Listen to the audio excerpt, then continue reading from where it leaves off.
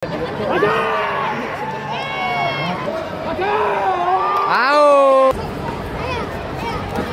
Oke. Oce.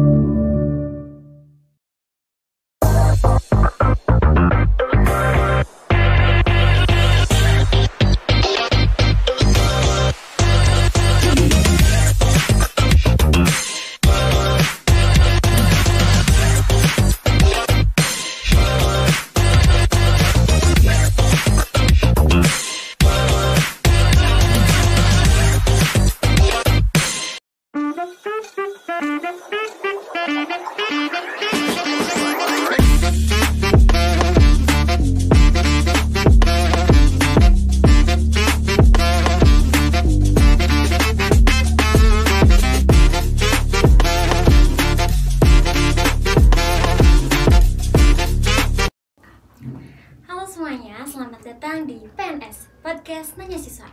Nah, podcast kali ini kita sudah kedatangan atlet Semancis nih teman-teman. Boleh dong perkenalkan dulu. Halo, perkenalkan nama saya Lula Ulia, saya dari 11-3. Oke, nih Lulu ini tuh salah satu atlet yang ada di Semancis, terkhususnya itu di bidang bela diri ya, di taekwondo. Boleh Lulu, aku mau nanya nih, sebenarnya udah di taekwondo itu mulanya itu sejak kapan gitu? Apa emang dari dulu atau baru-baru sekarang aja? Kalau buat ikutnya sendiri aku udah mulai dari kelas 3 SD sampai sekarang. Kan ini dari kelas 3 SD juga ya, masih kecil banget gitu. Yeah. Ini tuh emang suruhan dari orang tua apa kamunya sendiri gitu, kayak mungkin terinspirasi dari siapa gitu? Enggak, awal masuk tuh gara-gara diajakin teman kan. Terus dia bilang masuk taekwondo yuk, nanti pendaftaran dibayarin ayah aku gitu kan awalnya. Terus aku ikut-ikut tuh masuk, terus tiba-tiba disuruh beli bajunya kan. Terus udah tuh terus ngalir aja sampai sekarang. Tapi itu kan ajakan dari temen juga ya, masih kecil juga ya SD. Kamu anggap itu kayak bercandaan atau kayak serius gitu? Bercanda. Tapi keterusan sampai sekarang Ya, gitu. Keren tapi ya. Oke. Selama ini kan kamu udah banyak nih dapat medali, bahkan di beberapa tingkatan, bahkan nasional dan juga internasional gitu. Boleh gak sih, kemarin juga kan aku ngedengar gitu kamu sering banget maju ke depan karena kamu dapat penghargaan dan juga kejuaraan gitu. Bahkan di setiap bulannya itu mungkin kamu sering maju gitu ya, setiap bulan itu. Iya, keren.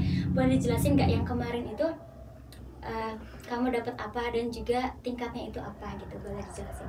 Kalau buat yang baru-baru ini, yang kemarin banget bulan September kan aku ikut IPB Cup ya. Itu eventnya lumayan sih, event nasional. Terus alhamdulillah walaupun aku main belum maksimal karena cedera juga, aku dapat emas. Terus kejutannya kemarin aku jadi atlet terbaik junior putri. Itu aku kaget banget kan di situ karena kan gak nyangka. Terus sebelum IPB itu ada Baraduta, alhamdulillah dapat emas juga di situ. Kalau Baraduta ini eventnya ya sama nasional juga. Terus yang sebelumnya Baraduta dia ada apa ya? Liga pelajar. Ini ya? Iya. Bukan? Yang Liga pelajar yang ini ya. Yang ini juga alhamdulillah aku menang, dapat juara 1 lagi. Di situ eventnya satu Kabupaten Bogor. Kalau yang di IPB itu nasional? Nasional ya. Dari berapa provinsi? 5. Tahu gak? Oh, 5 provinsi. Apa aja kira-kira? Ada Kalimantan, ada Jambi, terus Jawa Timur, Jawa Barat, terus sama gak tau nih satu lagi lupa. Ya, berarti kamu ngewakilin Jawa Barat juga ya? Iya. Keren. Kalau misalnya ikut perlombaan kayak gini gitu, apalagi kan kamu udah bisa dibilang go internasional juga gitu ya.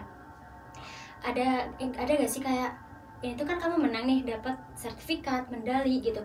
Kira-kira bisa mempermudah kamu dalam lanjut ke SMBP atau universitas kayak gitu gak? Setahu aku sih bisa, cuman kan kalau misalnya universitas gitu kan kayak punya beberapa pertimbangan tuh. Terus sertifikat juga kan kayak punya masa berlaku, kayak waktu aku mau masuk Semancis kemarin untuk masih berlaku sertifikatnya.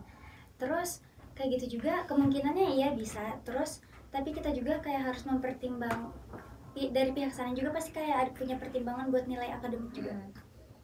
Tapi kalau misalkan berarti ada kesempatan ya? Ada. Tapi kalau misalkan udah ada kesempatan nih, kamu mau tetap lanjut gitu, bisa kayak pakai kayak sertifikat yang telah kamu peroleh sekarang gitu, ada kemauan gitu? Iya, kalau ada kesempatan pasti diambil. Keren sih pasti ya. Selama latihan ini pasti kan ada kayak hambatannya atau kesulitan yang kamu temuin gitu, kira-kira apa nih, boleh kasih tahu? Kalau buat kesulitan latihan aku nggak ada, cuman aku kesulitan buat dia ngebagi waktu sama sekolah. Karena kan kayak susah ya. Iya. Selalu. Kalau misalnya sekolah itu, kalau misalnya apalagi kalau misalnya udah banyak event nih, otomatis latihan itu kan setiap hari ya. Kalau hari libur sendiri dia pasti pagi sore gitu. Terus belum lagi kalau misalnya di sekolah itu kayak ada tugas-tugas atau tugas kelompok, jadi atau kalau misalnya lagi dispen kita kan pasti ketinggalan beberapa materi. Aku ngalamin kesulitannya bagian situ doang. Tapi kalau misalnya cedera atau hal yang tentang fisik gitu, ada gak? Ada. Aku cedera lumayan pernah 2 kali. Yang pertama itu waktu kelas 6 SD kayaknya, waktu kejuaraan internasional di Jogja. Itu tulang rusuk aku ketendang kan, jadi dia kayak retak gitu. Tadi kan kita ngebahas yang tentang cedera tentang fisik di kamu gitu ya. Apalagi yang tadi kerusakan apa ya tadi, tulang rusuk katanya ya, pernah cedera. Kalau sekarang kondisinya gimana, udah aman? Kalau yang buat tulang rusuk udah aman, karena itu kan udah lama ya, 2019 kalau nggak salah.